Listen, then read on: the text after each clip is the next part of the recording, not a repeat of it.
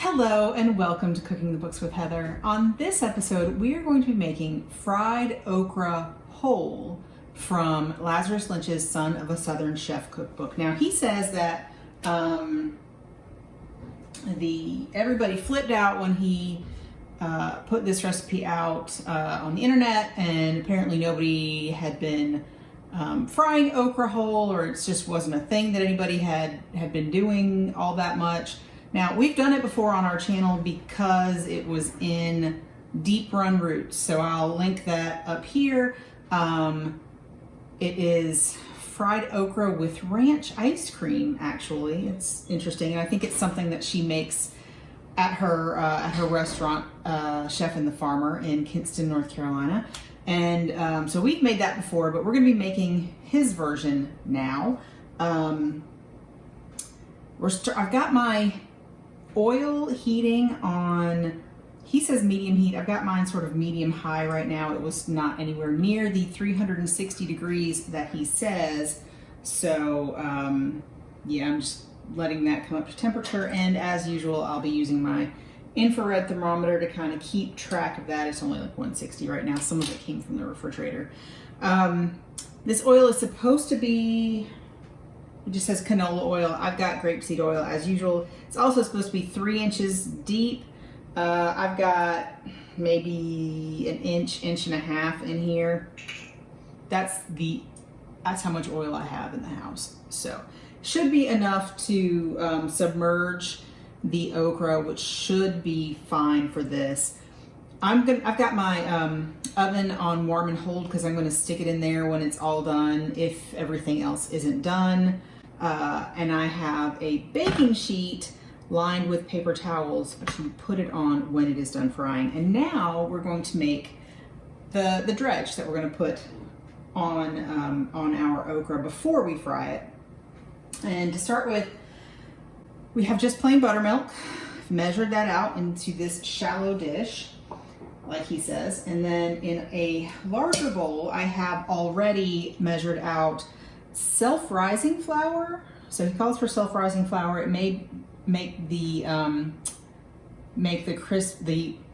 coating more crispy, more like a tempura, give it a little more air, and some cornmeal.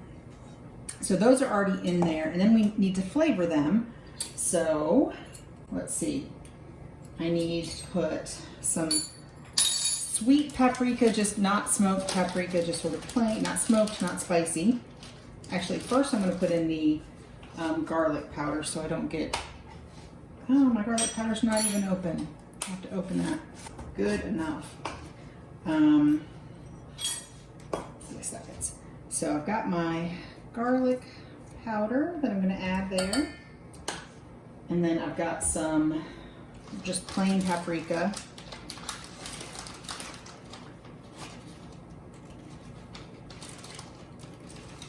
Enough. Now I'm going to put salt and pepper in it first. So let's do that. So I can use the same measuring spoon and not get my salt extra spicy. So I'm going to put some kosher salt in here. And then quite a bit of black pepper. I'm not going to measure it. I just don't. Okay, that'll have to do. I'm starting to get tired. And now, this is starting to feel warm, so I'm going to check it. Still in the 200s, we're good. So I'm going to add some cayenne pepper. Now he asks for quite a bit of cayenne pepper, and I talk about this all the time, but my kids don't like spicy food. My husband does. My kids won't eat it if it's too spicy. So I am having the cayenne in this recipe. He does say to serve this with lemon wedges for serving, optional, and your favorite hot sauce. I probably won't be serving it with either of those. I have lemon wedges, but we probably wouldn't use them. And we just don't usually do hot sauce. We might do a spicy mayo. We liked that from the Pool's Diner version, that we've also made, which is not quite whole. I think she just halves it lengthwise, but it's similar. So I am mixing all of my dry ingredients here. I like to mix it with a whisk. I think it gets it mixed better. And I'm going to be trying to keep my oil at 360 degrees. And we're not there yet, so we're good. I've got sort of a station set up here. You probably won't be able to see it, but I've got my wet, my dry, and then that goes right into the oil from there. And so while we're waiting for this to get a little bit hotter, let's talk about our okra. This is the okra that I'm going to use today. And he said he doesn't even tell you to trim the tops off at all or the tips, anything, just whole. So that's what we're going to do today. Okay. So I'm going to put a few of our okra in the buttermilk, and I'm going to keep this hand as my wet hand and this hand as my dry hand, and I'll probably have to wash my hands a few times in the middle.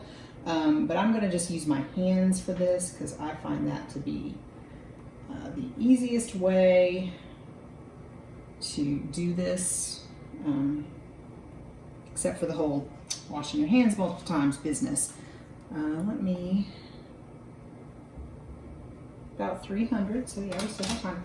Okay, so then you want to get them completely coated in the buttermilk and let the excess drip off, and then put them in, and try not to make a huge mess like I did. Put them in your flour mixture, just to coat those with that, and ready for as soon as my oil is up to temperature, about 330. So we're getting there, we're getting there. I'm gonna go ahead and put a few more in my buttermilk, just to get that started, so I can get this going and get them all done relatively quickly. He says that they should only take about 2 to 3 minutes total to fry, although you should turn them occasionally to make sure they cook evenly on all sides. I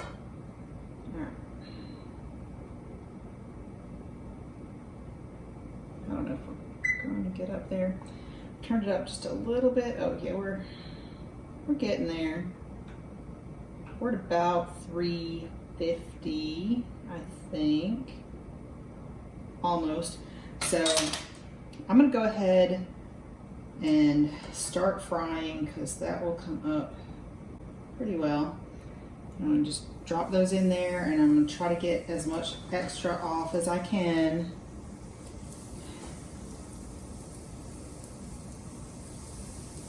And there is enough oil for these to sort of float, which is, you know, a different sort of method than just pan frying when they can't float. So they're turning over themselves pretty well, but I will make sure that they all do that, and that the entire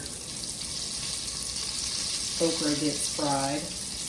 Yeah, it seems like once they sort of stop, they'll stop turning over. They have a place that they like to rest. So I'm try to turn this over. There we go.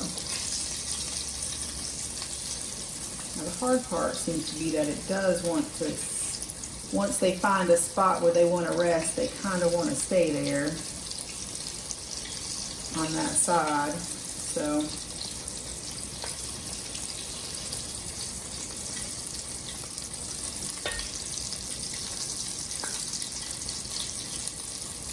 there we go. Let's see how our oil is doing, just to verify. It's come down a little bit, as you would expect. When you add cold food to the oil, you know, the oil temperature drops a little bit. So I think my first batch is ready to come out. So I've been having a little trouble keeping some of them you know, getting them turned over. But I'm taking them out and I'm going to just put them on this sheet. And when they're all done, he says to season them lightly with salt. Now, I'm going to keep going with this method. I can probably put another batch in while the first one fries and just sort of get things done a little bit faster that way. But I'm going to just keep frying and we will show you what they look like when they're all done.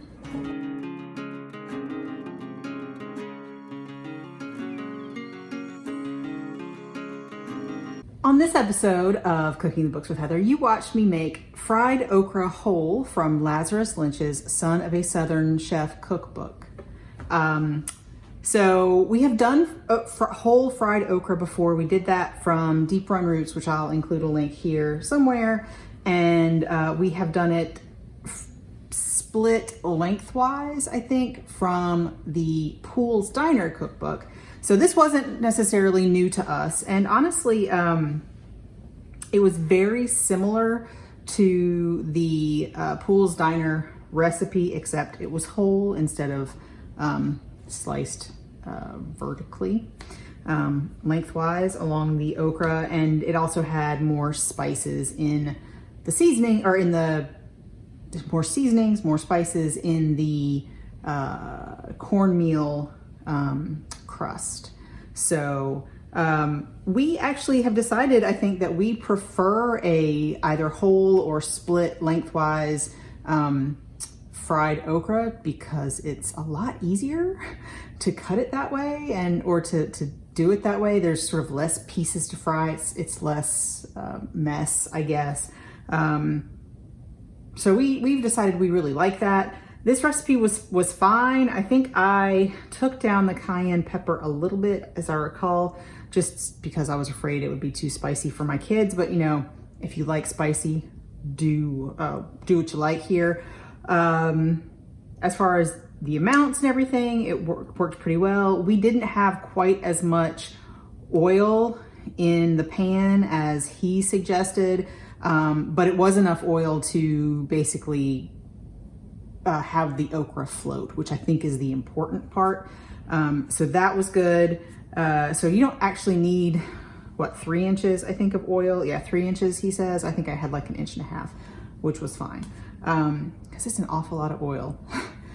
3 inches of oil in a Dutch oven. And I didn't have that much. So yeah, if you haven't tried this okra, or okra cooked this way, fried this way, I think you totally should. We enjoyed it. We thought it was delicious. Had a little bit of a different flavor than other fried okras because it does have more seasonings in it. And yeah, I would do this. I don't think this was our favorite fried okra.